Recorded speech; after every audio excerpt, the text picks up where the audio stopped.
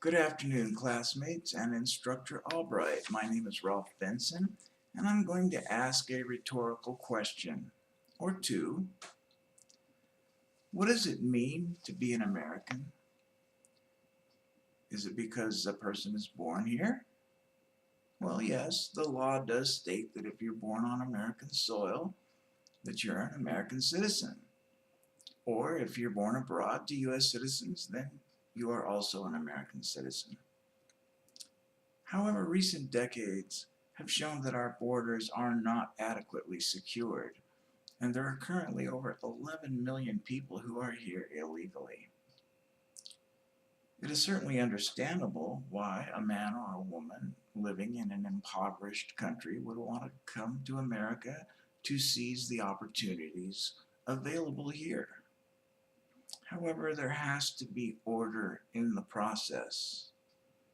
And this is not an attempt to single out a people of a particular origin. The fact is that people must assimilate to the American way of life. Otherwise, why come? There were an estimated 2.8 million people living in California illegally in 2011, compared to 1.5 million in 1990 and 2.5 million in 2000. This is according to the United States Department of Homeland Security. There are many reasons why we must have an accurate accounting of those who are in our country. The first and foremost would be the threat of global terrorism. We have seen the rise of ISIS in the Middle East, and a significant portion of their rage is directed toward Americans. According to Becky Strum of the New York Post, ISIS had released the addresses of U.S. military members by a group calling itself the Islamic State Hacking Division. The threat of homegrown terrorism is also a concern for many. However, lone wolf attacks are very difficult to thwart. It is vital that security is increased on America's borders, utilizing every tool available to us to keep those who are illegal out of the country. Another concern is the changing demographic as it relates to voter fraud. Conservative commentator Ann Coulter believes it was the votes cast by illegal immigrants that led to the defeat of Mitt Romney in the 2012 election. Ms. Coulter also stated, quote, "The failure of immigrants to assimilate to America has been seized by politicians at all levels of government to serve their own anti-freedom, power grab agenda," unquote. According to Pew Research, Mexicans make up approximately 52% of all illegal immigrants, even though their population has declined from a high of 6.9 million in 2007 to just under 6 million in 2012.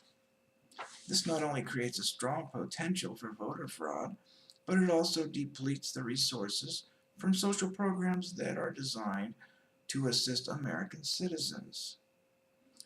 According to the Washington Post, in November of 2014, President Obama had proposed to grant amnesty to illegal immigrants if they had resided in the United States for more than 5 years. This also means illegal immigrants will be eligible for social programs such as Social Security and Medicare. This hardly seems fair, especially for those who had waited and gone through the process legally. What a slap in the face for them.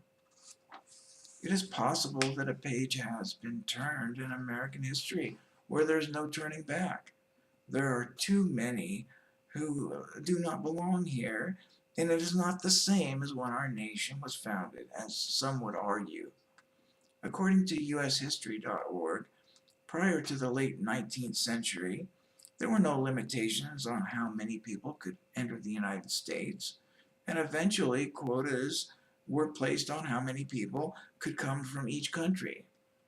During the 1960s, however, quotas from individual countries were eliminated, but Congress still does set a ceiling on the number of people who are allowed to enter the United States each year.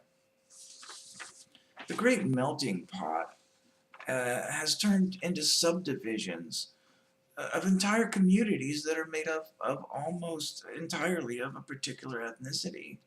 According to Pew Research in March 2014, the Census Bureau has embarked on a years-long project intended to improve the accuracy and reliability of its race and ethnicity data. The problem is that a growing percentage of Americans don't select a race category. As many as 6.2% of the census respondents selected only some other race. In the 2010 census, the vast majority of whom were Hispanic. The problems facing America and securing its borders can be solved, but only if we elect representatives who care more about America than about being reelected. According to the book Democracy in America, written by French writer Alexis de Tocqueville in 1831, who was sent by his government to study America, the American Republic will endure until the day Congress discovers that it can bribe the public with the public's money. If Alexis de Tocqueville was correct, the average time that the average age of the world's greatest civilizations is 200 years.